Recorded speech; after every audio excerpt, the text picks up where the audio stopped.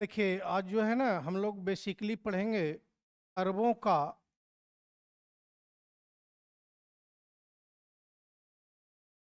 भारत पर आक्रमण।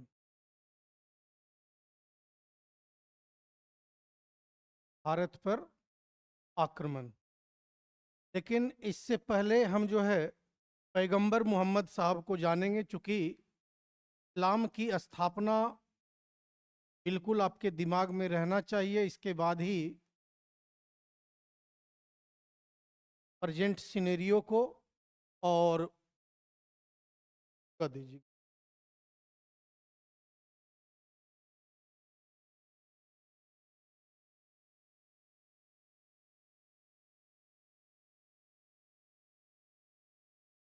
मतलब प्रेजेंट सिनेरियो में जो लड़ाई झगड़े होते हैं मुस्लिम गुटों में आपस में, तो वो आप यहीं से समझ पाएंगे और यहीं से मिडाइवल जो है धीरे धीरे आगे बढ़ेगा।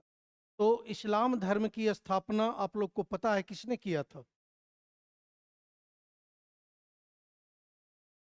बिल्कुल सही है। इसकी स्थापना जो है मोहम्मद पैगंबर साहब ने किया था। मोहम्मद पैगंबर। अब देखिए, इसकी स्थापना जो है ये मोहम्मद पैगंबर साहब का जन्म जो होता है, दो तीन बस पॉइंट माइंड में रखना है। जन्म होता है 570 ईस्वी में, ठीक है, यानी छठी शताब्दी में। तब पूर्व मत कर दीजिएगा, छठी शताब्दी में। और मृत्यु जो होती है वो होता है 632 ईस्वी में, ठीक है। अब एक धर्म जो है, मुस्लिम धर्म जो है वो आता है और छठी शताब्दी में आता है, और पूरा जो है मतलब दुनिया का रूप रंग ही बदल देता है। शासन करने का जो है ना तरीका ही बदल जाता है और मुस्लिम आक्रांता ही आगे बढ़ते चले। अब देखिएगा, ये जन्म जो होता है, इनका जन्म होता है मक्का में। जन्म स्थल जो है ये है मक्का।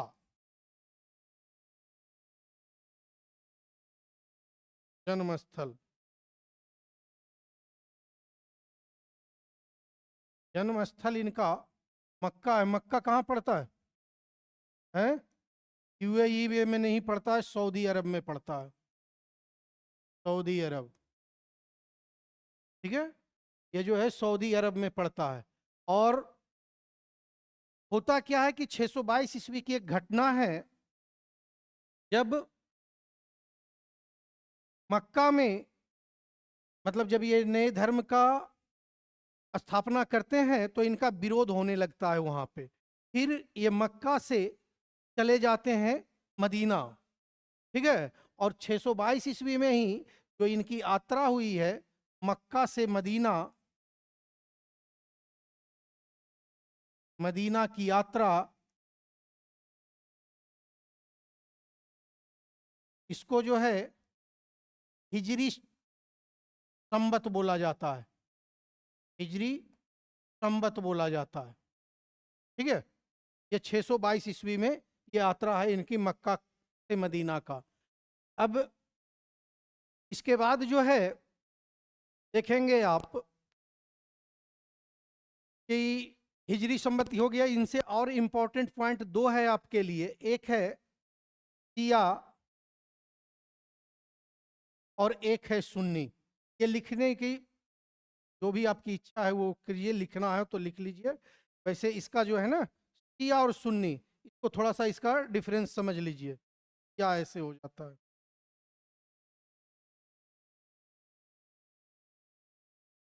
क्या आप जान रहे हैं कि मुस्लिम धर्म में खलीफा एक पद है, ठीक है। और मुस्लिम धर्म में जो खलीफा एक पद है, तो जो मोहम्मद साहब इनके अनुयायी होते हैं इसको क्या बोला जाता है? खलीफा।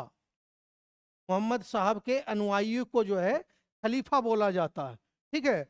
और ये जो शिया और सुन्नी है, शिया जो है, अच्छा इससे पहले एक चीज और माइंड में रखिएगा कि इनके दामाद का क्या नाम है। बस में यहाँ पे यही इंपॉर्टेंट है। मोहम्मद पैगंबर के दामाद का नाम जो है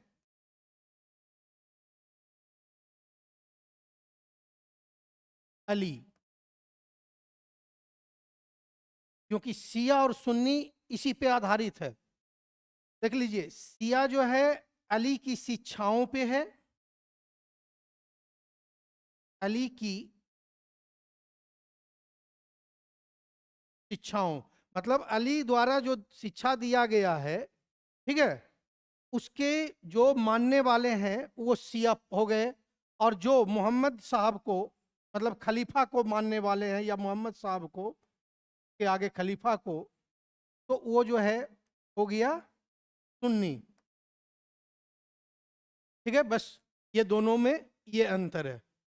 ठीक है, आपको मतलब ये मोटा मोटी इसलिए जान लेना जरूरी था क्योंकि आगे हम देखते हैं कि 570 ईस्वी में जिस एक धर्म का उदय होता है, वो जो है आगे चल करके पूरी दुनिया का ज्योग्राफी ही बदल देता है, शासन करने की पद्धति ही बदल देता है।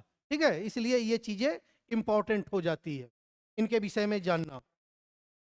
एक चीज और यहाँ पे ध्यान रखिएगा, बस वो माइंड के लिए बता देते हैं कि आपको पता होना चाहिए, जो मुस्लिम्स नमाज अदा करते हैं, ठीक है, किस तरफ मुंह करके करते हैं? पश्चिम की तरफ। पश्चिम की तरफ करते हैं, क्यों? क्योंकि भारत से मक्का जो है पश्चिम की तरफ पड़ती है, इसीलिए करते हैं। ठीक है, अब ये बताइए, इसमें कुछ लिखवाने वाली बात है या आप लोग कर लिए हैं? हो गया है ना? इसके बाद चूंकि ये मुझे बैकग्राउंड में मिडाइवल का इसलिए देना था कि आगे अब हम पढ़ रहे हैं कि एक धर्म जो है आती है 6ठी शताब्दी ईस्वी में, और उसके बाद कैसे जो है पूरी दुनिया की रूपरेखा बदलती है। एशिया तो है ही है, उसके आगे भी ये बढ़ती है। तो सबसे पहले अरबों का आक्रमण हम लोग देख लेते हैं यहाँ पे।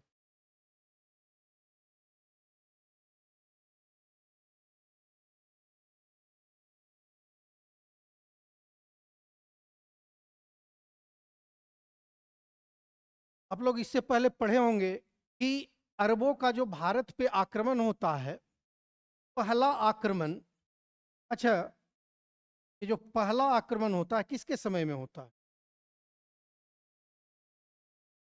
नहीं पता? सिंध का एक राजा होते हैं दाहिर, ठीक है, सिंध के राजा होते हैं दाहिर, सिंध के राजा दाहिर।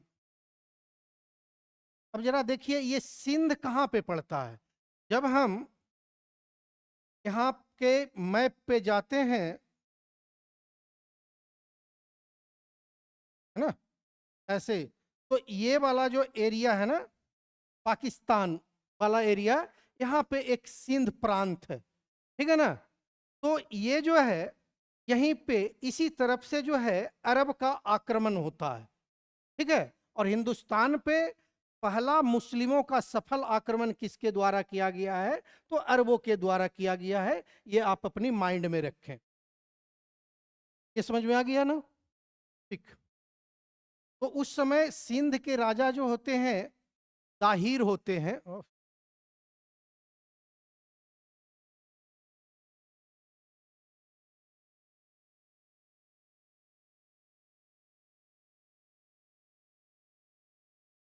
तो अरब का आक्रमण भारत में सर्वप्रथम जो है 711 ईस्वी में होता है। और 711 ईस्वी में उबदु उबदुल्ला, ये एक नाम होता है जिसके द्वारा आक्रमण किया जाता है, परंतु ये आक्रमण जो है असफल होता है। ये आक्रमण आपका असफल होता है। 712 ईस्वी में फिर एक आक्रमण होता है, और वो 712 ईस्वी का आक्रमण जो है कौन करता है? मोहम्मद बिन कासिम। मोहम्मद बिन कासिम। अब जरा समझिए यहाँ पे, क्योंकि बाद में चल करके हम वहीं पे पहुंचेंगे। ये जो सिंध का राजा, ये सिंध की जो राजधानी है यहाँ पे, सिंध की राजधानी 6ठी और 7वीं शताब्दी में, तो ये है अरोर। अरोर एक जगह है सिंध में, कहीं कहीं पे आपको अरोड़ लिखा रहेगा, अरोड़, ठीक है। तो क्वेश्चंस आते हैं, अरे यहीं चलोगे फिर लिख लेना। है ना, ये तो फिर समझ नहीं पाओगे ना। सिंध की राजधानी है अरोड़, ठीक है, मैं लिखाऊंगा, बाकायदा लिखाऊंगा, आप चिंता मत कीजिए। सिंध की राजधानी अरोड़ है, और जो 712 ईस्वी में पहला सफल आक्रमण जो होता है भारत पे, इसको बोला गया है युद्ध के रूप में कि अरोड़ का युद्ध कब हुआ था। अरोड़ का युद्ध कब हुआ था। अब ये अरोड़ का युद्ध या सिंध का मतलब अरबों का सिंध पे आक्रमण, ये दोनों एक ही चीज है। तो अरोड़ का युद्ध जो है 712 ईस्वी में किसने किया था, किसके किसके बीच हुआ था, तो मोहम्मद बिन कासिम और दाहिर के बीच। मोहम्मद बिन कासिम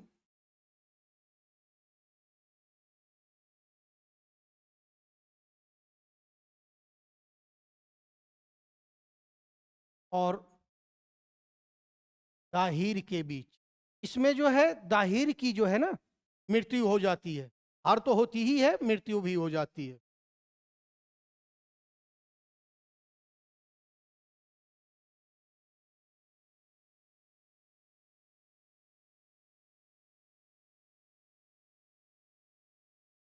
युद्ध में दाहिर मारा जाता है। ओके, अब देखिए कि मोहम्मद बिन कासिम जो है आपका पहला अरब या मुस्लिम आक्रांता है भारत पर, जो कि सफल आक्रांता के रूप में आता है, ठीक है ना। इसके बाद यहां से आपका भारत पे एक मुस्लिम जगत का मतलब बीजारोपण हो जाता है, ठीक है, शुरुआत होता है। लेकिन ये समझिए कि कोई भी युद्ध होता है, ये तो फैक्ट हो गए आपके कि हाँ ये हुआ, इसके इसके बीच हुआ, ये मारा गया, ये जीता। लेकिन प्रश्न यहाँ पे उठता है कि आखिर ये युद्ध हुआ क्यों, अरबों का सिंध पे आक्रमण क्यों हुआ था, ये आपके लिए जानना जरूरी है। तो होता क्या है कि तत्कालीन परिस्थिति में दो ऐसे कारण होता है। एक तो ये जो अरब व्यापारी है ना, ये परेशान रहते हैं, किस चीज से परेशान रहते हैं कि समुद्र में लूटपाट होता रहता है। आजकल भी आप लोग न्यूज में सुनते होंगे कि समुद्री डाकू द्वारा जो है ना व्यापार को प्रभावित किया जाता है, पहला। फिर एक नए, इसीलिए ये नया समुद्री मार्ग ढूंढना चाह रहा था। तो हिंद महासागर में, जैसा कि आप लोग को पता है कि ये वाला एरिया जो है ये आपका अरबियन सी है, ये बे ऑफ बंगाल है, और ये पूरा एरिया क्या है, इंडियन ओशियन है, हिंद महासागर है। तो यहीं से व्यापारिक मार्ग ढूंढना चाह रहा था अरब लोग, ताकि ये जो ये समस्या है समुद्र में लूटपाट का, इससे बचा जा सके। तो अरब दूसरा हो गया हिंद महासागर में,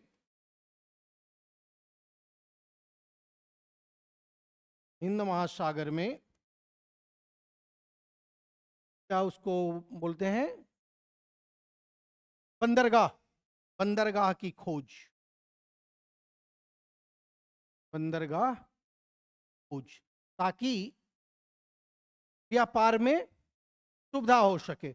अब ये जो थे दो कारण थे इसके कारण सिंध पे आक्रमण किया गया, ठीक है। अब देखिए कि ये कारण था, पृष्ठभूमि थी। उसके बाद युद्ध होता है, युद्ध में ये जो है ताहिर मारा जाता है। देन मोहम्मद बिन कासिम यहां से शुरुआत कर लेता है ना। अब जब विजय होता है तो आप ये जाने कि ये विजय क्यों होता है, ये भी तो सोचने वाली बात है। अपने कारण देखा, फिर घटनाएं देखी। तो यदि कोई जीत रहा है और कोई हार रहा है तो उसके पीछे कारण क्या है, चलिए इस पे हम चर्चा करते हैं। यदि लिखना है लिख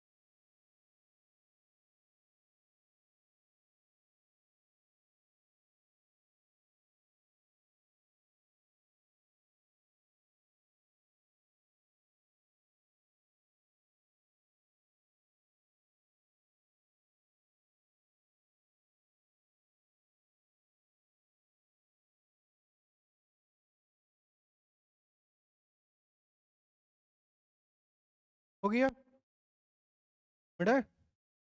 रविंद्र ने करना है, कीजिए आप। हो गया? ओके। चलिए अब जरा देखते हैं हम लोग आगे। अब जैसे ये युद्ध जो हुआ, ठीक है, तो विजय हुआ, किसका विजय हुआ? अच्छा, यहां पे एक पॉइंट जरूरी है, इंपॉर्टेंट है, कि सिंध का अंतिम हिंदू ब्राह्मण शासक, ब्राह्मण शासक कौन था? क्वेश्चन इस रूप में भी आता है, तो दाहिर था। ठीक है, कौन था? दाहिर था। इसके बाद जो है, आप ये समझिए कि जो विजय के कारण है मोहम्मद बिन कासिम के,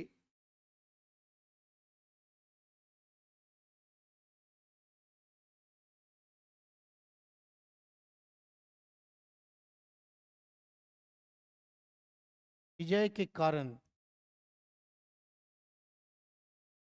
क्या कारण है? पहला,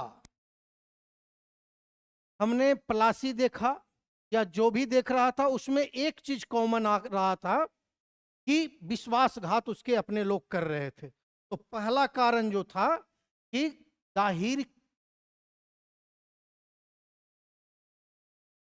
के दरबारियों, दाहिर के प्रति दरबारियों का विश्वासघात।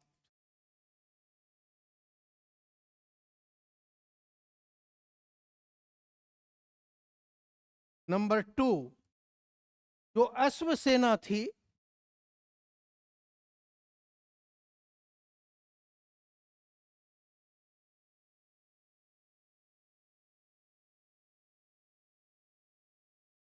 मोहम्मद बिन कासिम का जो अश्व सेना था वो श्रेष्ठ था। ठीक है, अश्व सेना कासिम का श्रेष्ठ अश्व सेना, मतलब जो घुड़सवार थे, है ना, वो काफी बेहतर थे। उसके बाद एक आता है तीरंदाज, उस समय जो है तीरंदाजी भी चलती थी। ठीक है, तो अरबों का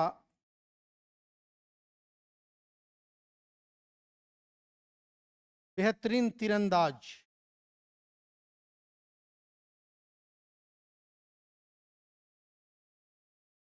बेहतरीन तीरंदाज, ये तीन ऐसे कारण थे जिसके कारण जो है कि मोहम्मद बिन कासिम की विजय हुई है। ठीक है, अब इसके बाद जरा समझिएगा कि जब ये विजय हो जाती है, क्या क्या बदलाव आते हैं। ठीक है, नंबर सबसे पहला जो होगा आपका परिणाम। परिणाम तो ये हो गया, परिणाम के बाद की बदलाव कर लीजिए कि क्या क्या जो है उस समय सिंध में बदलाव होता है, या धीरे धीरे इंडिया की तरफ आगे जब हम देखेंगे कि गजनी या अमनी वंश, फिर गौर वंश, ठीक है, फिर दिल्ली सल्तनत, ठीक है, ये सब जब होते हैं तो सारा यहां से जो है ना, यहीं से आगे बढ़ेगा, यही शुरुआत है आपका। तो पहला बदलाव क्या होता है कि मुस्लिम संस्कृति का हिंदुस्तान में बीजारोपण हो जाता है। मतलब यहां से जो है ना मुस्लिम संस्कृति की शुरुआत होना शुरू हो जाता है। फिर नंबर 2 जो है, जो साहित्यिक ग्रंथ है हिंदी के, उसका अरबी भाषा में अनुवाद होना। ठीक है, साहित्यिक ग्रंथों का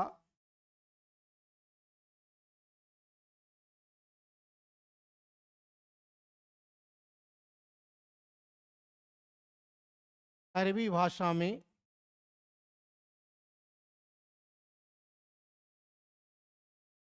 अनुवाद होना, ये दो जो है इसके बदलाव के रूप में आए हैं। ठीक है, देखिए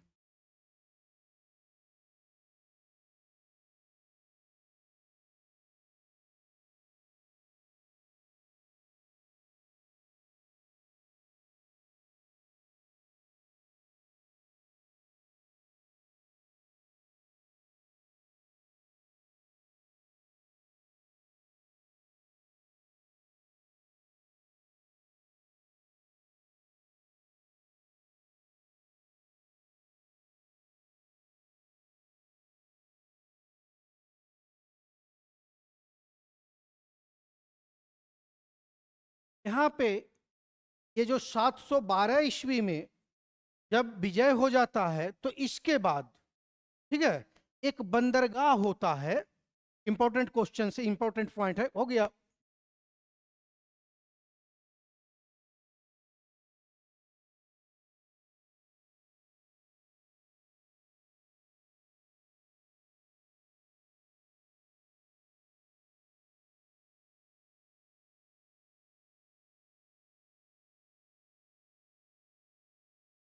नेक्स्ट, 712 ईस्वी में ही जब आपने देख लिया कि परिणाम क्या क्या हुआ, उसमें एक बंदरगाह होता है, ठीक है।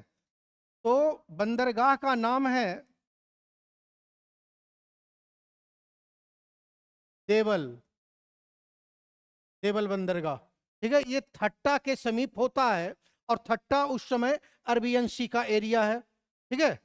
तो वहां पे जो है इसका कब्जा हो जाता है, देवल बंदरगाह पे ये अधिकार कर लेता है। कौन? मोहम्मद बिन कासिम। इसके बाद एक स्वर्ण नगरी होता है, मतलब 713 ईस्वी में यहां से वो आगे बढ़ता है। यहां से मतलब सिंध से आगे बढ़ करके 713 ईस्वी में मुल्तान पर मोहम्मद बिन कासिम का कब्जा हो जाता है। और इस मुल्तान को उस समय जो है ना स्वर्ण नगरी बोला जाता है, स्वर्ण नगरी। ये ध्यान रखिएगा इसको कि किसको जो है स्वर्ण नगरी बोला जा रहा है।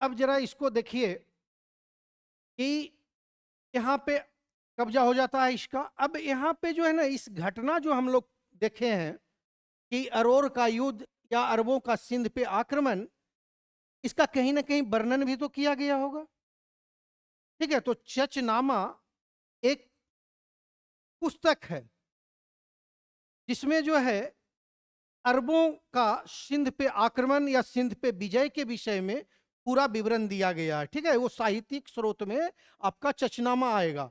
अब हो चचनामा में कई जगह पे आप देखेंगे ना, बेसिकली उसके अज्ञात लेखक जो हैं वो अज्ञात हैं, लेकिन कुछ किताबों में आप देखिएगा तो उसको अली अहमद को बताया जा रहा है, ठीक है। तो नेक्स्ट पॉइंट ये हो जाएगा आपका अरबों का सिंध विजय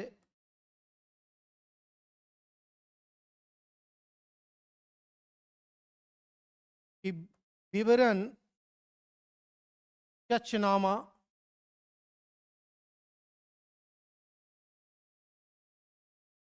नामक पुस्तक में मिलता है।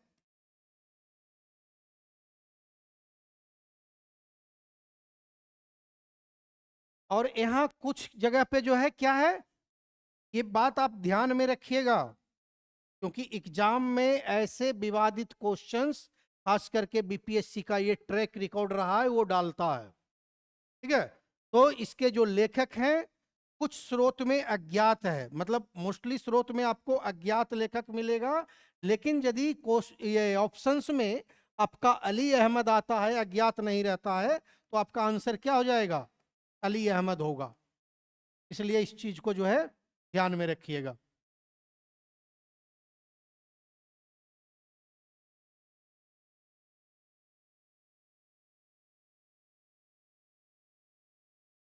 तो ये आपकी साहित्यिक स्रोत है जो कि अरबों के सिंध विजय या अरोड़ के युद्ध के विषय में ये आपको जानकारी मुहैया करा रहा है, ठीक है। इसके आगे बढ़ते हैं। अब देखिए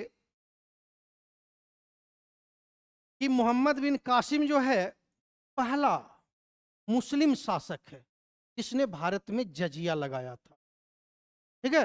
पहला मुस्लिम शासक है। यहाँ पे भी बहुत सारे लोग कंफ्यूज करते हैं, वो फिर फिरोज शाह तुगलक की तरफ जाते हैं। तो फिरोज शाह तुगलक जो था ना, वो क्या बोलते हैं, ब्राह्मण हिंदुओं पे कर लगाने वाला पहला मुस्लिम शासक था। भारत में पहला मुस्लिम शासक जो है जजिया लगाने वाला, वो आपका मोहम्मद बिन कासिम है। लिखिए इस पॉइंट को।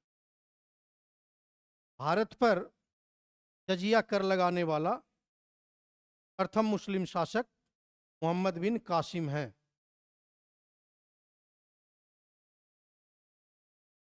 मोहम्मद बिन कासिम है।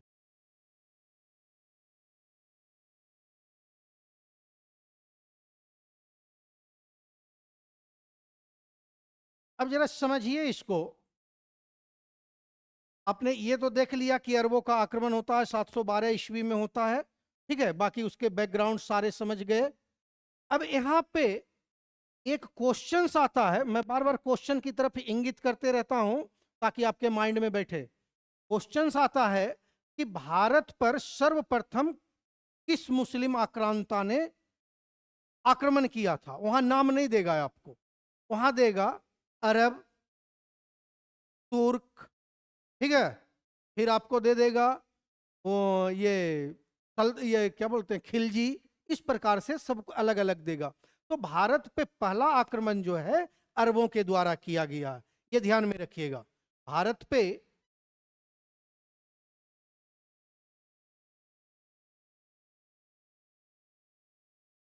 पहला आक्रमण अरबों के द्वारा किया गया था। कोई डाउट तो नहीं है विमन्नु? डाउट है क्या?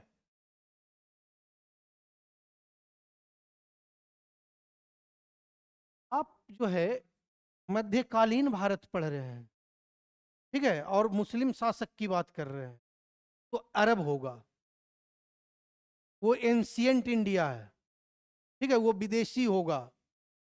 ओके, तो पहला आक्रमण जो है अरबों पर नहीं, अरबों द्वारा हो जाएगा, अरबों द्वारा।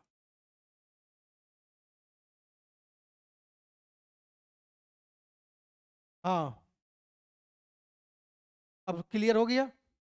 अब देखिए जरा सा, जब ये पहला आक्रमण इस पे होता है, यहाँ पे तीन चार चीज आता है, तीन चीज आता है कि हिंदू किसको बोला, हिंदू जो है भारतीयों के संदर्भ में सबसे पहले किसने यूज किया है, ठीक है, फिर हिंदुस्तान के लोगों को किसने हिंदुस्तान कहना, मतलब इस देश को हिंदुस्तान कहना शुरू किया है, और किसने जो है इंडिया कहना शुरू किया है। ये तीन टर्म्स को जान लीजिए। तो ये जो है हिंदुस्तानियों के संदर्भ में या यहाँ के जनता के संदर्भ में हिंदू शब्द का पहला प्रयोग अरबों के द्वारा किया गया है, ठीक है। हिंदुस्तानियों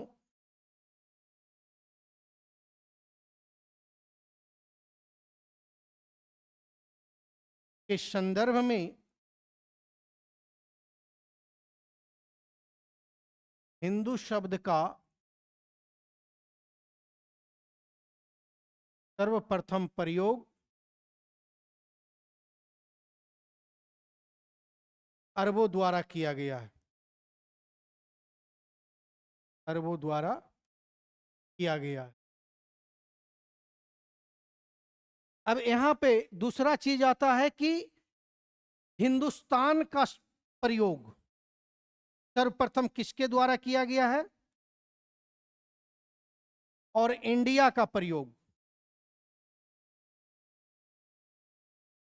सर्वप्रथम किसके द्वारा किया गया है? कोई बता सकते हैं? और कोई? यहां पे दो चीज आता है, एक आएगा यूनानी और एक आएगा ईरानी, ठीक है।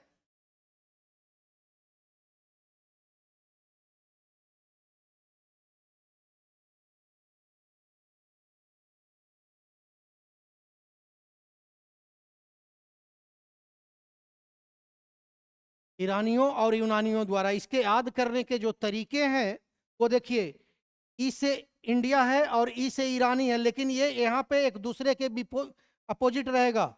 ये बस अपना ट्रिक आप खुद बना लीजिए, जैसे कि किस हिसाब से आप इसको ज्यादा बेहतर याद रख सकते हैं। ठीक है, तो इस टर्म को नोट कीजिए।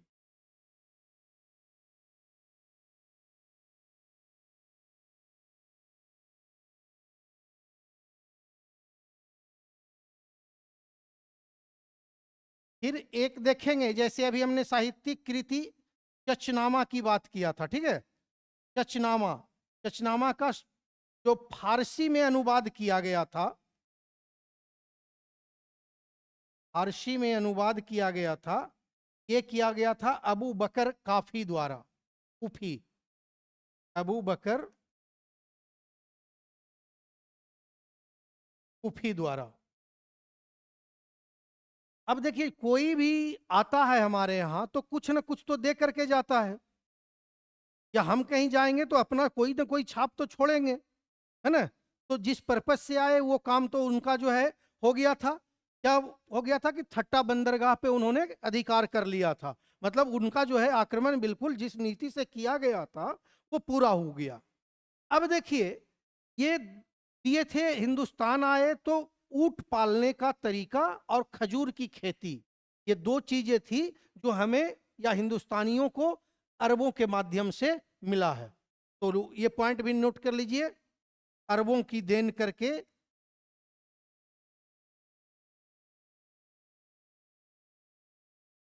ऊंट पालना, ऊंट पालन और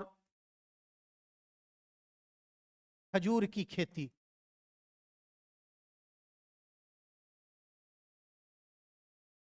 ये जो है इनकी देन है, ठीक है।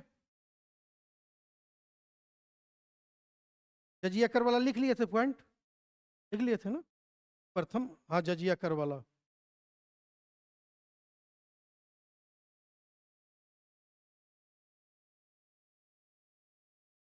और जो है आपका एक पॉइंट इसमें अरबों के सिंध पे आक्रमण से एक पॉइंट मात्र छूटा हुआ था, वो आप पॉइंट लिख लीजिए।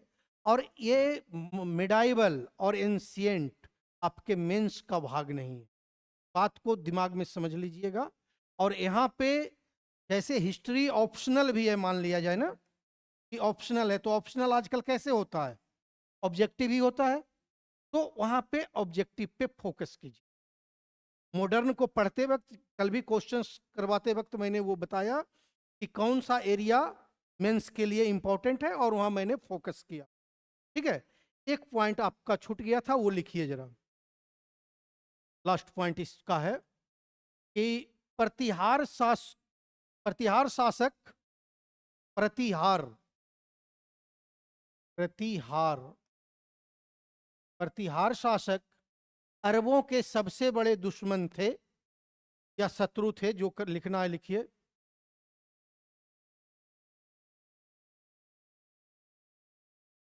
थे। ग्वालियर प्रशस्ति में, ग्वालियर प्रशस्ति में नागभट्ट,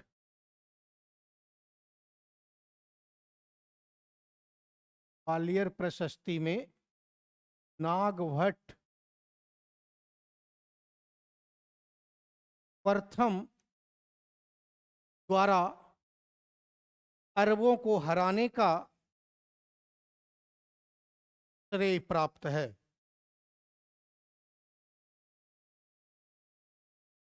श्रेय प्राप्त है।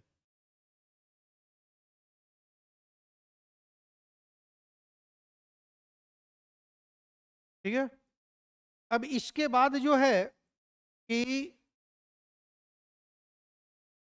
अरब के जाने के बाद, एक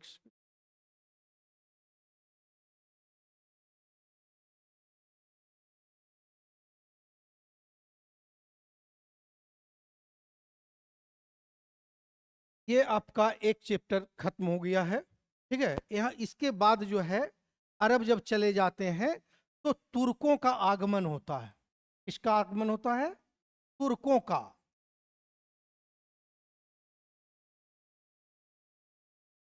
अब एक चीज माइंड में अभी रखिएगा आप लोग कि इसके बाद महमूद गजनवी का भारत पे आक्रमण होता है, ठीक है।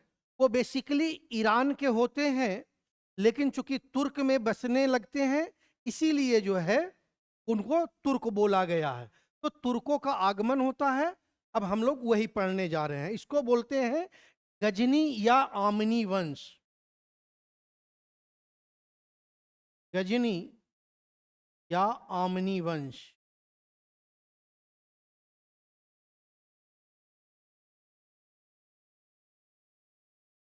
एक चीज यहां पे ध्यान रखिएगा कि यहाँ ये चैप्टर आपके लिए काफी इंपॉर्टेंट है। यहाँ से क्वेश्चंस यदि महमूद गजनबी से नहीं पूछेगा तो इनके जो साहित्यिक इतिहासकार हैं, कवि हैं या विद्वान हैं। साहित्यिक इतिहासकार में आपका उत्बी हो गए, ठीक है। विद्वान में फिर आपका अलवर्णी हो गए, ठीक है। उसके बाद एक आपका आ जाते हैं फिरदौसी, भी इन्हीं के शासनकाल में रहे हैं। तो ये सारे से क्वेश्चंस एग्जाम में आते हैं। महमूद गजनबी यदि साइड भी हो जाए, मिडाइवल से वही रहेगा, मान करके चलिए 8 से 10 क्वेश्चन। 8 क्वेश्चन तो मान ही लीजिए।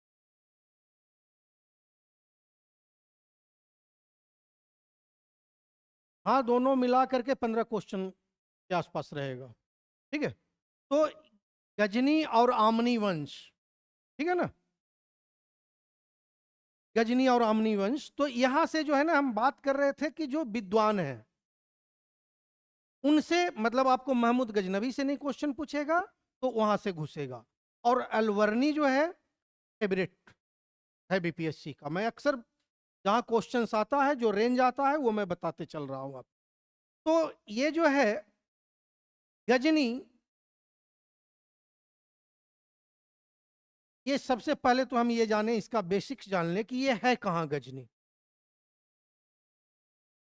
आप लोग आज तक तो पढ़ते रहे हैं मिडाइवल, गजनी कहां है?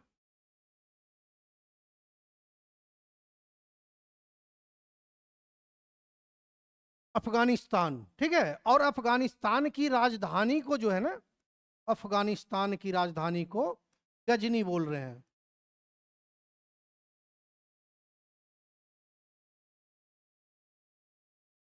ठीक है ना। ये इसलिए बता दिए क्योंकि ये वंश कैसे निर्मित हो रहा है। अब देखिए यहां पे अल्पतगिन, अल्पतगिन नामक एक शासक होते हैं गजनी में, ठीक है। लिख, गजनी वंश के संस्थापक,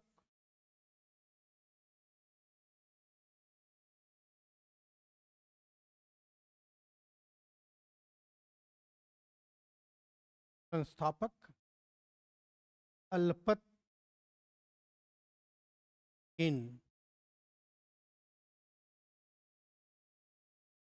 938 ईस्वी। अब इसके अल्पतगिन जो है, इन्होंने गजनी वंश की स्थापना किया है।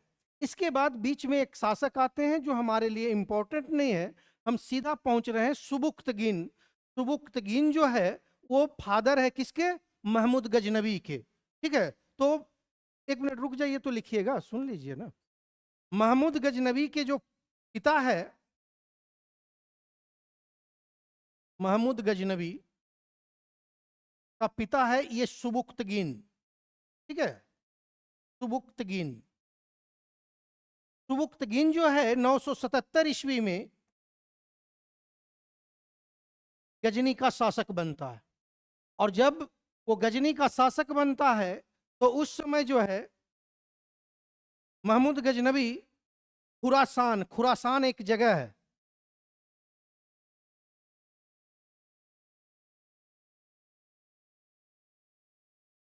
आज के डेट में खुरासान आप देखिएगा तो वो पाकिस्तान का भी बहुत सारा हिस्सा इसमें शामिल होगा, अफगानिस्तान का भी हिस्सा शामिल होगा, ताजिकिस्तान का भी शामिल होगा, तुर्कमेनिस्तान का भी शामिल होगा, उज्बेकिस्तान का भी शामिल होगा।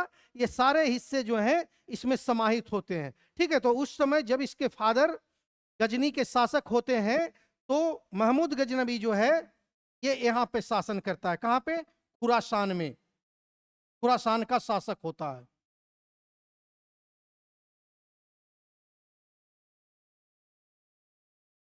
ओके, अब जरा देखिए कि ये इंडिया में कब आता है शासन के लिए, या इंडिया में जो है, मतलब ये सबसे पहले तो ये इंडिया छोड़ दीजिए कि गजनवी वंश का जो है, गजनी वंश का जो है ये शासक कब बनता है, बता सकते हैं? 912 कहां से, जब स्थापना ही जो है 938 में हुआ, 977 में सुबुक इसका पिता ही बना, 998 में 1998 में जो है महमूद गजनवी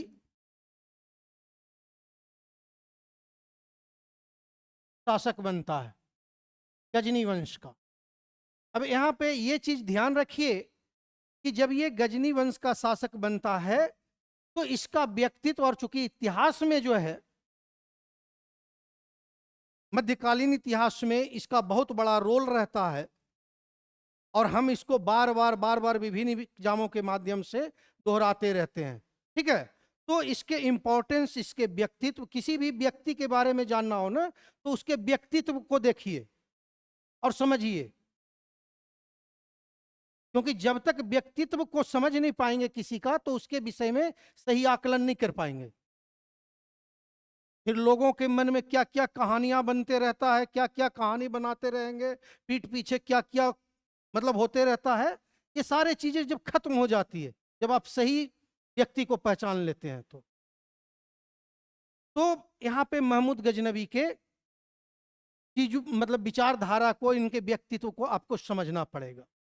ये शासक हैं, मुस्लिम शासक हैं, आक्रांता हैं, परंतु ये शिक्षित और योग्य शासक हैं, शिक्षित एवं योग्य। अब बातों में बोलिएगा कि बल जो आप बोल रहे हैं शिक्षित भी हैं, योग्य भी हैं और आक्रांता भी है, जिसने सोमनाथ मंदिर को लूटा है ना, तो ये बात कंट्राडिक्टरी नहीं हो गया? मतलब एक जो है आक्रांता को या लुटेरा को जो है हम शिक्षित और सुसभ्य बता रहे हैं, तो ये बातें कंट्राडिक्टरी है। लेकिन आपको समझना पड़ेगा कि इसके पीछे ऐसी क्या तर्क है। मैं शुरुआत में ही एक बात बता दिया कि ये इनके शासनकाल में आप देख रहे हैं कि बड़े विद्वान लोग हैं,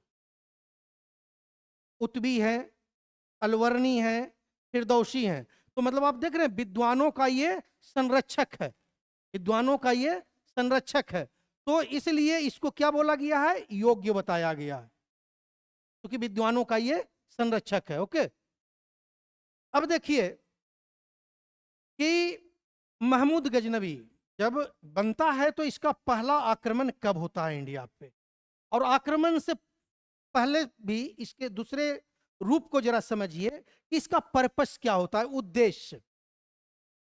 इंसान कोई भी काम करता है तो उसके पीछे जो है ना उसके उद्देश्य होते हैं। तो महमूद गजनवी का उद्देश्य क्या है? क्या भारत पे शासन कर, भारत पे इसको शासन करना इसका उद्देश्य नहीं है। ये आएगा, धन दौलत लूटेगा, यहाँ किसी को बना देगा सूबेदार ये वो, और फिर वापस चला जाता है। इसका मेन पर्पस है लूटपाट कर करके धन इकट्ठा करना, ताकि इसका जो गजनी वंश है या आमनी वंश है उसको ये मजबूत कर सके मध्य एशिया में जाकर कर। हाँ, अपने साम्राज्य को जो है वहां बड़ा करना चाह रहा है, स्थिर करना चाह रहा है। ओके, तो इसके उद्देश्य से आप क्लियर हो गए, क्योंकि कई बार जो है क्वेश्चंस यहां से आ रहे हैं कि महमूद गजनवी के भारत पे आक्रमण का उद्देश्य क्या था। ओके, अब देखिए इसके उद्देश्य को आप जान गए कि इसने किस लिए ये जो है भारत पे आक्रमण करेगा। तो इसका पहला आक्रमण जो है इंडिया में 1000 ईस्वी में होता है। पहला आक्रमण 1000 ईस्वी में होता है। लिखा रहे हैं सब। इसके बाद आप देखेंगे कि जब 1000 ईस्वी से ये शुरुआत करता है तो कब तक चला जाता है? 1000 से 27 ईस्वी तक इसका 17 बार आक्रमण ये करता है। ठीक है, अब इस 17 आक्रमण को हमारे लिए का इंपॉर्टेंस नहीं रखता है। हमारे लिए 2-3 इंपॉर्टेंस है। एक आक्रमण जो है सबसे मोस्ट इंपॉर्टेंट और फर्स्ट पे जिद्दा जो है शासिका होती हैं कश्मीर की, ठीक है। एक वो है जहां की पहली बार हार का सामना करना पड़ा है महमूद गजनबी को। उसके बाद सोमनाथ मंदिर 10, उससे पहले 1025-26 में, कहीं जगह आपको 26 देगा लेकिन एनसीईआरटी का स्रोत जो है, सोर्स जो है 1025 और 1026 देता है, तो इसलिए वो माइंड में रखना है। और बीपीएससी एनसीईआरटी को ही मानती है। हाँ, यदि 25 नहीं है तो 1026 पे आप टिक करेंगे। लूटा कब था, जब बात ये आ जाएगा तब आ जाएगा 26 में, ठीक है। अब जरा देखिए, अच्छा उससे पहले आपका नगरकोट, नागरकोट एक जगह है कांगड़ा में, ठीक है। 1009 में जो है वहां पे वो आक्रमण करता है। 15 में जो है दिद्दा कश्मीर में करता है। और फिर आप जो है वृंदावन वगैरह भी 15 में करता है, लेकिन वृंदावन हमारे लिए इंपॉर्टेंट नहीं है। फिर हमारा जो 1025-26 में सोमनाथ मंदिर पे आक्रमण करता है वो इंपॉर्टेंट बन जाता है।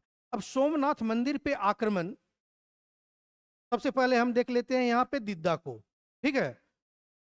और उससे पहले भी नगरकोट को देखते हैं। नगरकोट कहाँ पे है, अभी मैं बताया कांगड़ा में। कांगड़ा कहाँ है, हिमाचल प्रदेश में। पर्वतीय नगर है हिमाचल प्रदेश का कांगड़ा।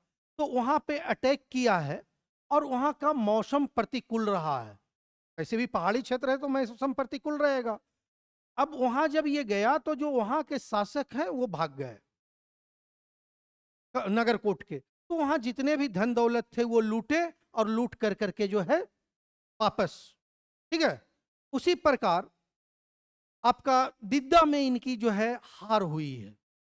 दिद्दा कश्मीर वाला जो एरिया है प्रतिकूल मौसम के कारण, और ये पहली हार है महमूद गजनबी का 1015 ईस्वी में। उसके बाद मेन इसका इंपॉर्टेंट जो हो जाता है वो हो जाता है आपको 1025 से 26, कौन सा, सोमनाथ पे आक्रमण। अब सोमनाथ मंदिर, ये बताइए मुझे, सोमनाथ मंदिर जो है वहां किस भगवान की उपासना होती है, शिव की हो तक। कारण क्या है कि 12 ज्योतिर्लिंगों में से ना वो प्रथम है सोमनाथ मंदिर। और सोमनाथ मंदिर जो है सौराष्ट्र में अब स्थित है क्या बोलते हैं, अरब सागर के तट पे। अरब सागर के तट पे जब सोमनाथ पे आक्रमण करता है तो वहां के शासक कौन होते हैं, भीमदेव प्रथम, ठीक है। भीमदेव प्रथम ये वहां के शासक होते हैं। और वो जो है ना फाइट नहीं कर पाते के कारण ये, तो वहां से एक इंपॉर्टेंट पॉइंट्स जो निकल करके आते हैं कि मंदिर तहस नहस हो गई थी, ठीक है। जब देश आजाद हो जाता है तो नवंबर 1949 में अपने सरदार वल्लभ भाई पटेल साहब उसको जो है ना पुनर्निर्माण करवाते हैं। और फिर 1951 में 11 मई 1951 को, 11 मई 1951 को जो है तत्कालीन राष्ट्रपति डॉक्टर राजेंद्र प्रसाद जो हैं उसको में प्राण प्रतिष्ठा करवाते हैं, ठीक है। और ये क्वेश्चंस आप उलट करके देखेंगे तो आईएएस प्री में ये भी क्वेश्चंस आया है जिसमें ये सबको कंक्लूड किया है 2020 वाले में। वो हम जब क्वेश्चन वाले पोर्शंस पे आएंगे तब हम करवाएंगे। लिखिए क्या लिखे हैं अभी तक इसमें, हाँ लिख लीजिए, बस वही लिखे हैं ना। लिखिए, गजनी वंश के संस्थापक हो गए अल्पतगिन 938 ईस्वी में। उसके बाद लिखिएगा महमूद गजनबी के पिता, महमूद गजनबी के पिता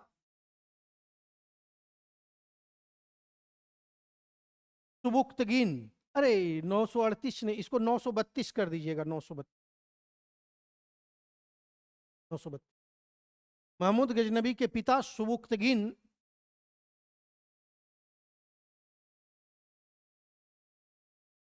1977 ईस्वी में, 1977, 70 सॉरी 977 आदत है ना 1900 करते रहे। 977 ईस्वी में गजनी के शासक बनते हैं।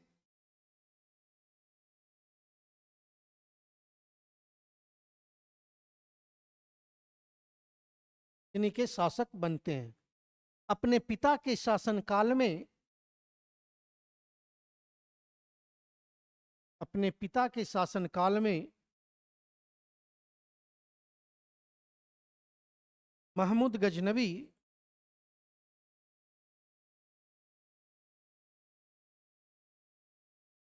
खुरासान, ये देख खुरासान, ब्रैकेट कर दीजिएगा, वर्तमान में खुरासान की भौगोलिक क्षेत्र, खुरासान की भौगोलिक क्षेत्र मतलब ज्योग्राफिकल एरियाज जो है ना, वो डैश दीजिएगा, पाकिस्तान, अफगानिस्तान, उज्बेकिस्तान, तुर्कमेनिस्तान इत्यादि देशों तक फैला है, इत्यादि देशों तक फैला है।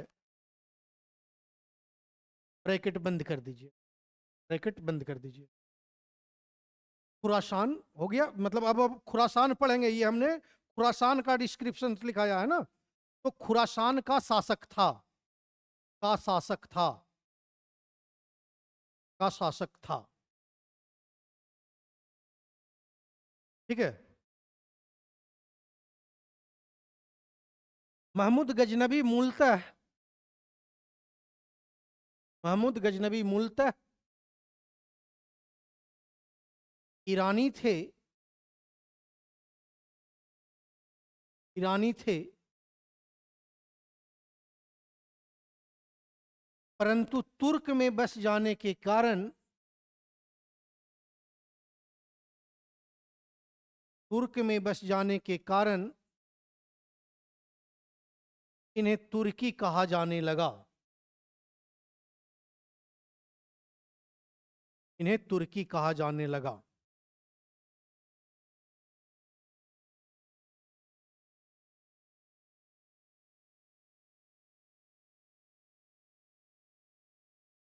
अगला पॉइंट कर दीजिए। अब इतना में एक पॉइंट में आपका हो गया, इसको मतलब एक पैरा भी बन गया है ना। आप इसको हालांकि पॉइंट वाइज करते तो ज्यादा बेहतर रहता, लेकिन चलिए मैं आपके हिसाब से चल रहा हूँ, शायद ये इनका ही कहना था कि पैरा वाइज करवा दे, मैं वही किया हूँ, ठीक है। अब अगला लिखिएगा, महमूद गजनवी का भारत पर पहला आक्रमण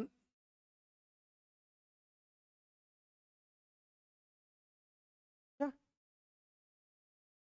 छोड़ दिया है, कहीं पे ब्रैकेट में कर देना, शासन ब्रैकेट में कर दो, भारत पर वहीं पे कर दो, तो कि महमूद गजनवी गजनी वंश का शासक 1900 फिर 998 ईस्वी में बना था।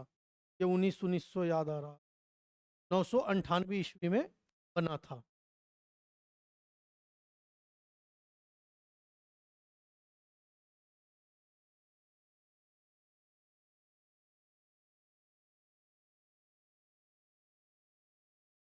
अगला पॉइंट लिखिएगा,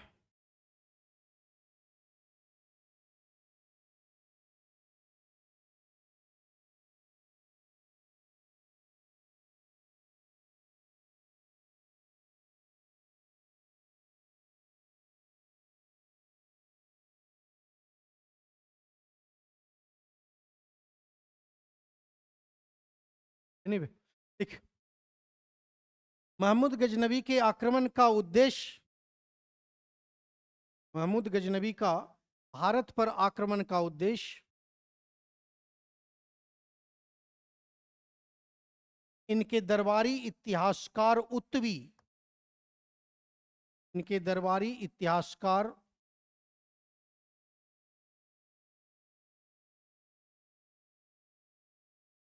उत्वी के अनुसार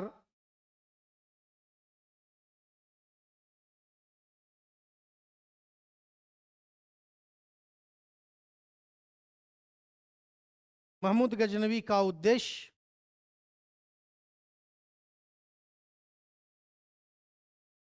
इस्लाम धर्म का प्रचार करना, भारत में इस्लाम धर्म का प्रचार करना,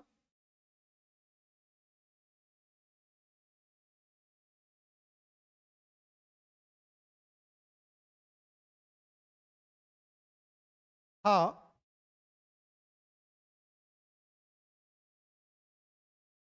ठीक है, यहां से पॉइंट चेंज कर दीजिएगा।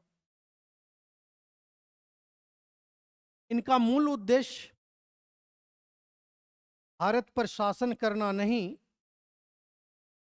इनका मूल उद्देश्य भारत पर शासन करना नहीं, बल्कि बल्कि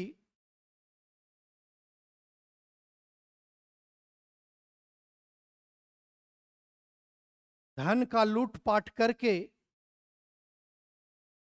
धन का, हाँ, लूटपाट करके धन इकट्ठा करना, धन इकट्ठा करना, ताकि मध्य एशिया में,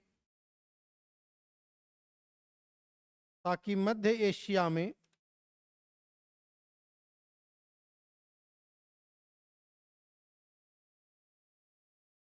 मध्य एशिया में अपने साम्राज्य को मजबूत कर सकें, मजबूत कर सकें।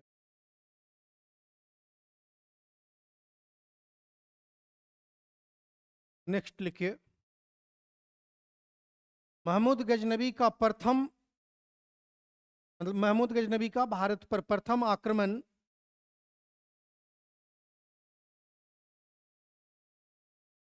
1000 ईस्वी में, 1000 ईस्वी में पेशावर पर हुआ, पेशावर पर हुआ, तथा पेशावर के कुछ हिस्सों पे कब्जा करके, पेशावर पर के कुछ हिस्सों पर कब्जा करके ये वापस गजनी चले गए, ये वापस गजनी चले गए।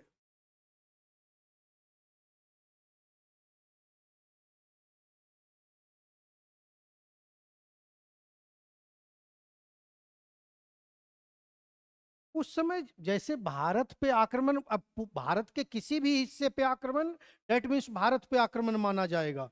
इस समय वो कहां पे आक्रमण कर रहा है? सिंध से आगे बढ़ते हुए, ठीक है, मुल्तान, पेशावर, ऐसे ही चल रहा है ना। अरबों ने कहां कर लिया था कब्जा? सिंध पे किया। अब उसके वो तो घुसने का माध्यम हुआ, अब धीरे धीरे ये इंडिया के पूरे हिस्से पे ये करते हैं, ठीक है। तो जब हम भारत पे आक्रमण की बात करते हैं तो भारत के किसी भी एक हिस्से पे आक्रमण, डेट मीन्स भारत पे आक्रमण माना जाएगा। हाँ, तो पाकिस्तान, अफगानिस्तान सब तो किसका वो है? मतलब जैसे आप इसको पढ़ते हैं एंशियंट हिस्ट्री में, मौर्य या अशोक को देख रहे हैं तो कहां कहां तक हमारी फैलाव है, तो वो टोटल आपका माना जाएगा, है ना। तो वो पूरा भारत का ही हिस्सा है। तो और आज की डेट में मान लिया जाए, अब देखिए इसने शुरू कहां से किया है? पेशावर से किया है। करते करते कहां, सौराष्ट्र वगैरह सब में आ जाता है, कश्मीर वगैरह सब में। कश्मीर तो खैर उसके बगल हो गया, लेकिन वहां से चलते हुए हिमाचल प्रदेश से चलते हुए कोई आपका सौराष्ट्र, गुजरात तक पहुंच रहा है ना। तो धीरे धीरे तो ये सारे भारत को ही माना जाएगा ना कि भारत पे आक्रमण। ओके, क्या लिखे? वापस चला गया, ठीक है। इसके बाद इसी में लिखिए, इसके बाद 1001 ईस्वी में, मतलब जस्ट अगले साल 1001 ईस्वी में पंजाब के शाही राजा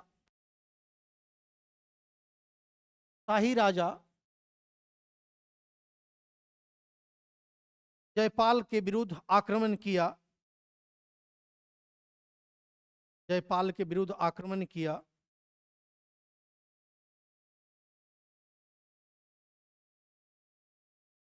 तथा जयपाल को गिरफ्तार कर लिया, जयपाल को गिरफ्तार कर लिया। आगे ये लिखने की जरूरत नहीं है, बस आपकी बात के लिए मैं बता देता हूँ कि ये जो है ना बाद में आत्महत्या कर लिया था। जयपाल जो है उस बात से शर्मिंदा होकर के आत्महत्या कर लिया था। इसके बाद आप जो है इम्पोर्टेंट में आपका चला जाएगा 1001 के बाद 1009, ठीक है, नगर कोट कांगड़ा। देखिए 1009 नगर कोट, ब्रैकेट में कर दीजिएगा कांगड़ा और हिमाचल प्रदेश।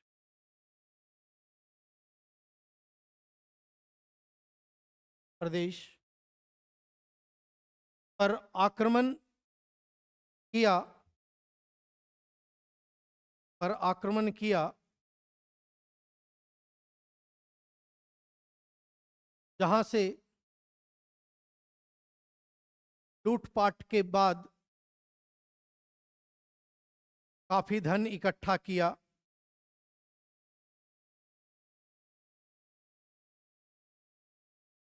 काफी धन इकट्ठा किया,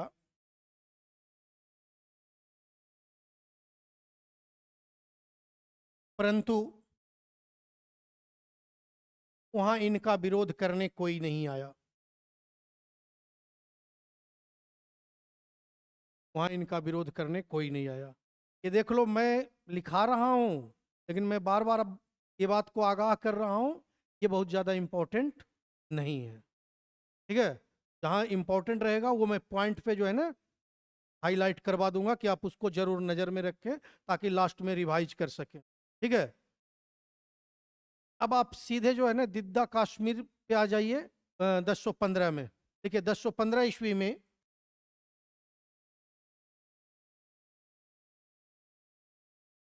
लोहार वंश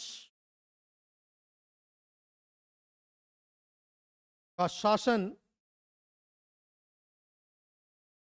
कश्मीर में था।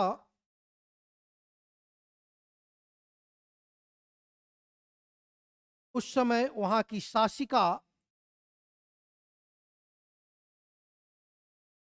वहां की शासिका दिद्दा ने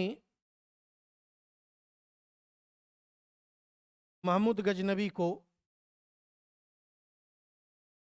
दिद्दा ने महमूद गजनबी को पराजित किया था, पराजित किया था।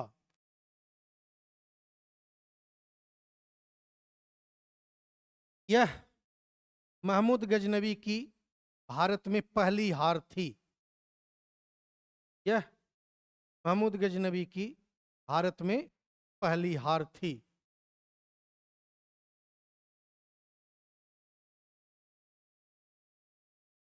ठीक है, आप मतलब ये बस नजर में रखिएगा दिद्दा को कि इसने चूंकि हराया था उसको इसलिए इंपॉर्टेंट बन जाता है। उसके बाद पहला आक्रमण पूछ लेता है तो 1000 आएगा, ठीक है, पेशावर के विरुद्ध। और 1001 में जयपाल भी आपके लिए इंपॉर्टेंट है, तो जयपाल का ध्यान में रखिएगा। इसके बाद आप सबको स्किप करते हुए सीधे पहुंच जाइए 1025-26 सोमनाथ। लिखिए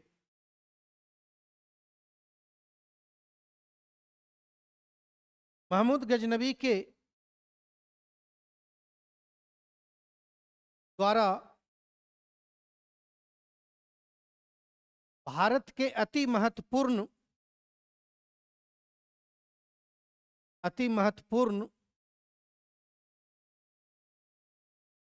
12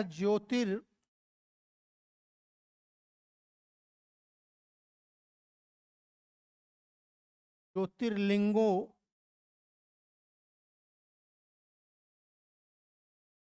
में से प्रथम सोमनाथ मंदिर,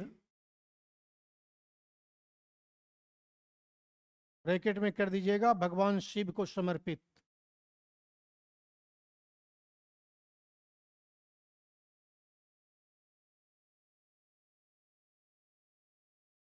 समर्पित पर 1025-26 ईस्वी में आक्रमण किया था, आक्रमण किया था। 1025-26 ईस्वी में आक्रमण किया था। उस समय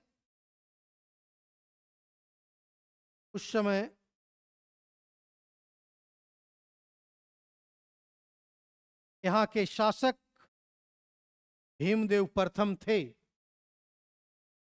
भीमदेव प्रथम थे। यह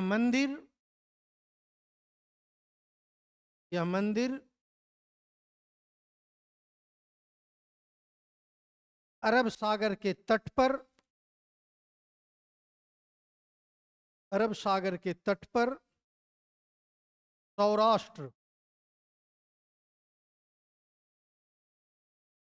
सौराष्ट्र में अवस्थित है।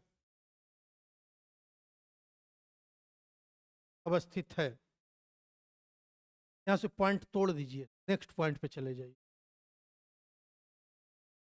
इस आक्रमण के दौरान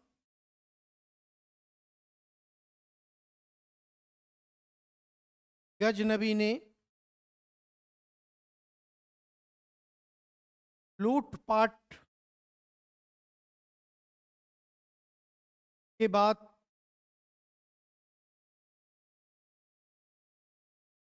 मूर्ति को तोड़ फोड़ दिया। मूर्ति भंजक भी बाद में बोला गया है ना, तोड़ फोड़ दिया।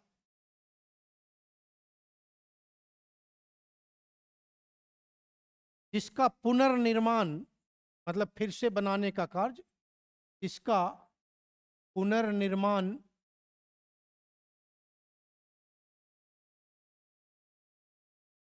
सरदार वल्लभ भाई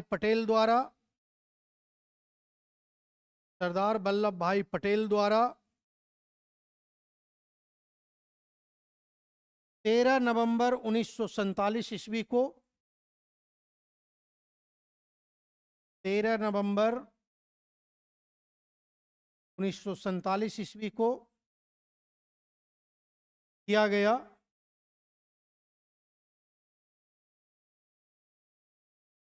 तथा 11 मई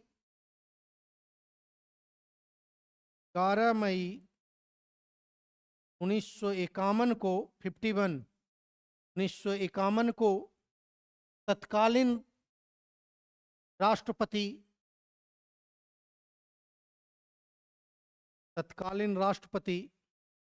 डॉक्टर राजेंद्र प्रसाद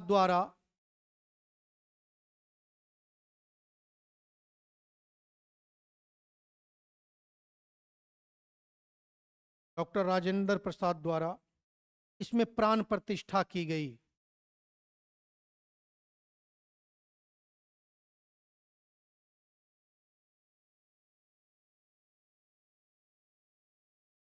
में प्राण प्रतिष्ठा की गई। ठीक है, अब जरा माइंड में रखिएगा, इंपॉर्टेंट बहुत ज्यादा है नहीं। 1027 में जो है इनका अंतिम अभियान होता है।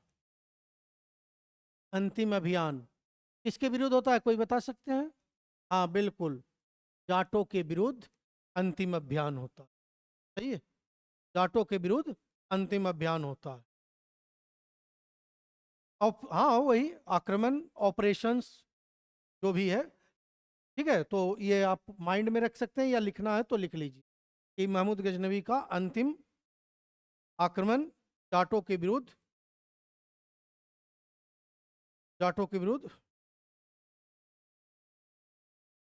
1027 ईस्वी में होता है।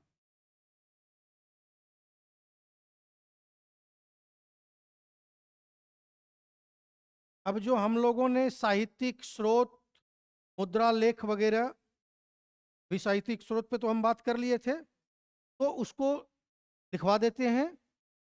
या आप ऐसा कीजिएगा कि कल जो है, देखिए मैं एक बात हमेशा याद रखिएगा, कमीशन के स्टूडेंट को ना बहुत ही बारीकी सोच समझ करके डिसीजन लेना चाहिए। आप क्या कर रहे हैं, आपकी एक्टिविटियों में क्या क्या शामिल है, वो हर चीज आपको जज कर लिया जाएगा। पीटी में निकल भी गए, मेंस भी निकल भी गए, तो इंटरव्यू बोर्ड में जो बैठा हुआ है ना 65 साल का खोपड़, उसको सब पता है, उसी रास्ते से वो निकल करके गया है। मतलब जिंदगी में जो इस स्टूडेंट ने उस बोर्ड को बेवकूफ बनाने की कोशिश किया है, अब चाहे जितना बढ़िया मार्क्स लेकर के आ जाए मेंस में, इंटरव्यू में आपको रगड़ दे। मैं एक जिस बैच में मैं इंटरव्यू दे रहा था, उस बैच में मैं एक व्यक्ति के मार्क्स को देखा, बाद में कोर्ट केस वगैरह हुआ था, उनकी मार्किंग थी कितना पता है आपको? 30 नंबर आउट ऑफ 150। 56 से 59 में 150 नंबर का इंटरव्यू होता, अभी तो 120 का कर दिया है। 30 नंबर दिया है। आप बताइए, जो स्टूडेंट मेंस क्वालिफाई किया है, क्या 30 नंबर का अधिकारी होगा? के चलते वो कोर्ट में भी गया, लेकिन कोई फर्क नहीं पड़ता है। तो आपकी हर एक्टिविटियों पे जो है ना, वहां एक साइकोलॉजिस्ट बैठा रहता है। अब बात करने के क्रम में आपकी एक्टिविटी क्या क्या चल रही है, पसीने छूट रहे हैं नहीं छूट रहे हैं, क्वेश्चंस आया, आपका रिप्लाई आप ठीक है नहीं दिए हैं, आपने सॉरी सर बोल दिया है, लेकिन उस दौरान आपकी पेशेंस कैसा है, ये आपका जज किया जाएगा। ये कभी मत मानिएगा कि कमीशन में 10 सवाल आपको पूछे गए और आप जो है 10 के 10 का जवाब दे दिए तो आपको बहुत सॉलिड नंबर मिल जाएगा, और जिसने एक जवाब दिया है उसको नंबर नहीं मिलेगा। ऐसा भी होता है कि जो एक जवाब दिया है और 9 क्वेश्चंस में sorry sir sorry sir sorry sir किया है, उसका बहुत नंबर ऊपर गया है। रीजन क्या है? आपका एक जवाब में यदि आइडियोलॉजी जो है समझ में आ गया उसको, आपकी मार्किंग ऊपर चली जाएगी। तो अपनी एक्टिविटियों पे, हर चीज पे जो है ना नजर रखिए। पेन जो यूज करते हैं आप लोग अभी से, क्योंकि हर चीज शुरुआत से आदत डलती है। पेन यूज करते हैं, ग्रिप वाला पेन रखना, मतलब आप जिसमें कंफर्टेबल हैं, ताकि 3 घंटा रनिंग आपका चलेगा मेंस में, वो अभी से आदत डालिए, सुने।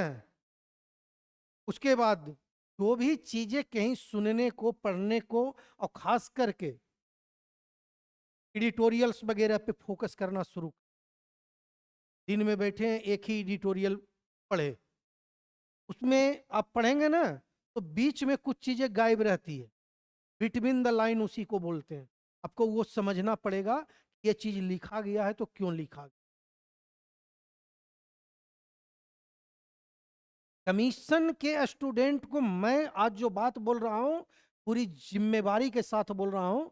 कमीशन के स्टूडेंट को कमीशन कभी जो है ना सिलेक्ट नहीं करता, उसके हर चीज को ना जस्ट स्टम्प्ड करता है। स्टंप लगा दिया कि हाँ इसमें योग्यता है, योग्यता उसमें पहले से होता है। आपके कितने डेडिकेशंस हैं पढ़ाई के प्रति, ये बहुत ज्यादा मैटर नहीं करता। मैटर ये करता है कि आपने कितना स्मार्ट तरीके से स्टडी किया। और स्मार्ट तरीके का मतलब क्या होता है? जो हम बोले थे साइंटिफिक मैनेजमेंट,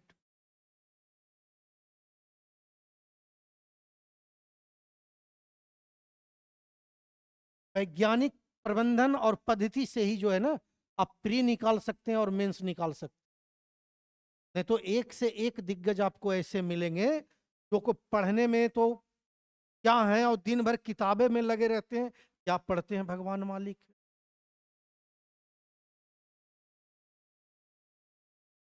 जितना देर भी पढ़िए, सीरियसली पढ़िए और सही दिशा में पढ़िए, और हर चीज पे काम करते चलिए। मैं ये चीजें इसलिए बता रहा हूं ना कि ये मेरी नैतिक जिम्मेवारी है। स्टूडेंट हैं वो करेंगे, उनके एज है, स्टूडेंट का काम है शैतानी करना, ऐसा नहीं है, लेकिन उनको सही रास्ते पे लेकर के आना भी फैकल्टी या ट्यूटर की जिम्मेवारी है। अपने कमियां क्या किया है, यदि हम कमी नहीं इंगित करेंगे तो आप उन चीजों को समझ ही नहीं पाएंगे, कभी ठीक ही नहीं कर पाएंगे।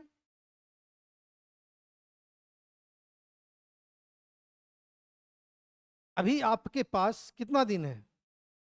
मिला करके कम से कम 80 दिन तो है ही है। ये 80 दिन बहुत होता है पीटी निकालने के लिए, बहुत होता। आप यकीन नहीं कीजिए, जिस प्रकार, क्या नाम था उसका, अहमद शाह अब्दाली के जो पोता था, जान शाह, ऐसा ही कुछ था ना, जो टीपू सुल्तान बोला कि हम 12 तोप वापस कर देंगे। कोई तो टीपू सुल्तान क्यों यकीन कर रहा?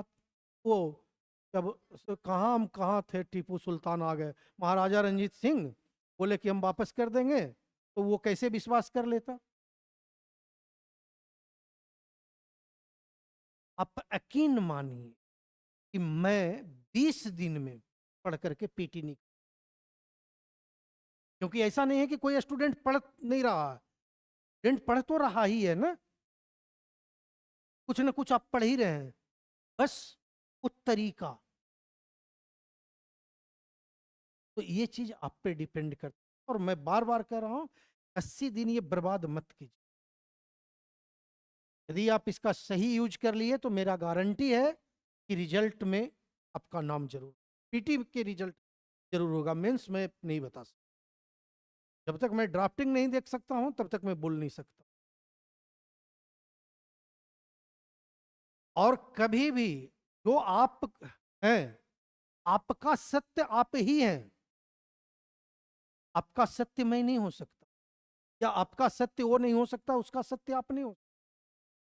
आप अपना अवलोकन खुद कीजिए कि आज कहां पे है। खुद से बातें अकेले में कीजिए, 5 मिनट 10 मिनट, बिल्कुल उस दौरान मोबाइल ये वो सब साइड कीजिए। कमीशन जॉब नहीं है, कमीशन एक सेवा है। जब आप बनेंगे तो आपके एक डिसीजन पे ना सब डिवीजन की किस्मत बदल सकती है। आपके एक फैसले से कितने हजारों लोग जो है ना प्रभावित होते हैं। तो इन चीजों को समझिए और वो चीजें अपने में डेवलप कीजिए।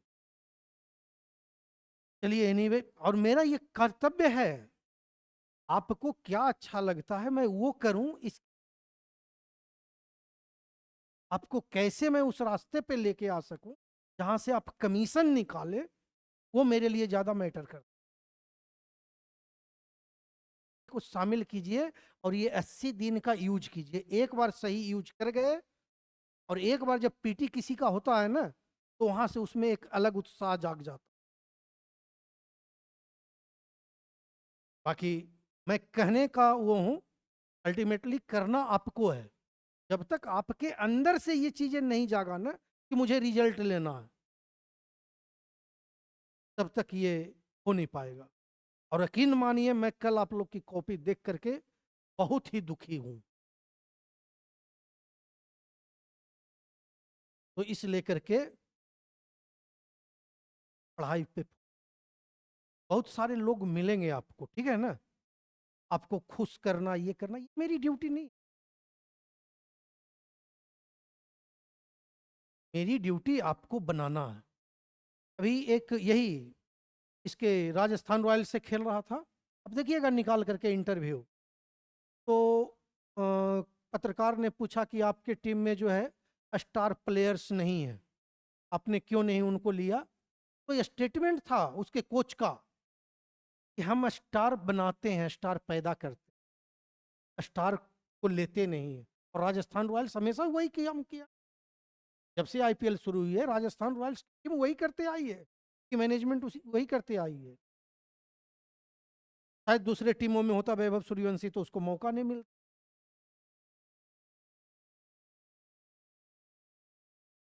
तो स्टार बनाने के लिए ना, एक बात याद रखिएगा, कभी देखिएगा चाणक्य ने बोला है, एक मतलब चंद्रगुप्त मौर्य क्या है? कुछ भी नहीं है।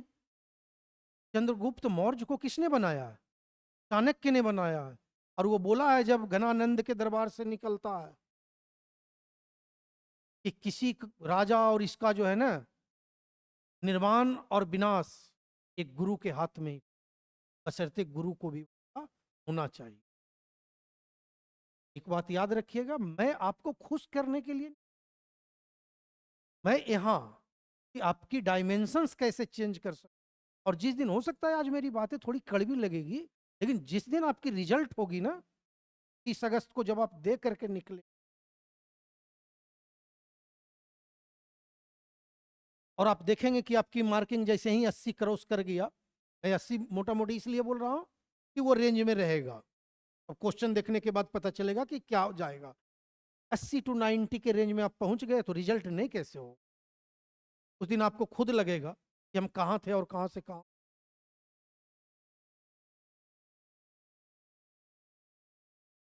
आपको किसी भी प्रकार की समस्या, ऑफिस में मैं बैठा रहता हूं,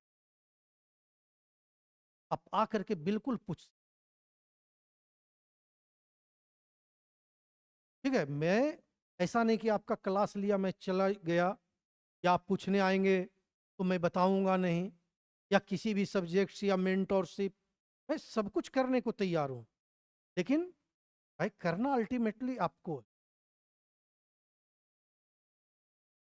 तो इन चीजों पे थोड़ा गौर से समझिए और सोचिए, कीजिए आगे। मैं बस यही कह सकता हूं कि अपने कैरियर को जो है ना बारीकी से समझिए, अपने लाइफ को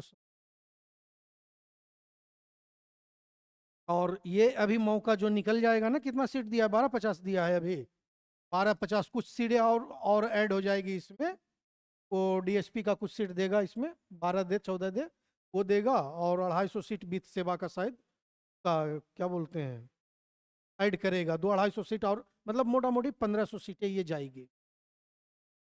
तो आप समझ लीजिए कि 15,000 18,000 रिजल्ट देगा, आपके पास मौके हैं।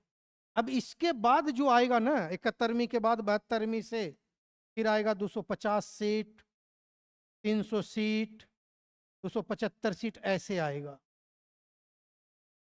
फिर वो अब अगले इलेक्शन में ही दिखेगा बीपीएससी, ये भी ध्यान रखिए।